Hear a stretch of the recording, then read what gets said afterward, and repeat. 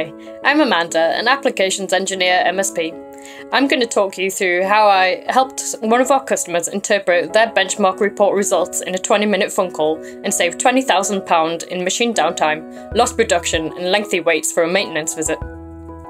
Machine performance checking is really important to prevent machine downtime, which can potentially run into high costs while the machine is not producing parts and waiting on maintenance, especially if from abroad.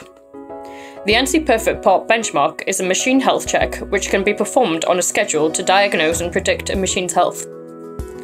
A customer contacted our support team requesting help interpreting their benchmark results. Their benchmark showed that the rotary axis tests, which measure the performance of the rotary axis independently and together, were out of tolerance, meaning that their machine was not capable of producing 5-axis parts accurately. The rotary axis test tolerances are set according to the part tolerances, which mean if the rotary axis errors were left unidentified, any subsequent part produced on that machine would be scrapped.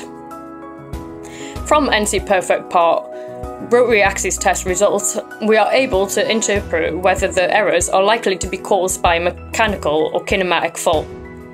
Each test results in a concise report displaying tables and graphs of data which show the squareness of an axis or any issues related to, for example, backlash or worn bearings. Our customer's rotary axis test showed large kinematic errors, indicating that the mechanical performance of the axes were in very good condition, but the machine parameters relating to kinematic point of rotation and pivot point required adjusting.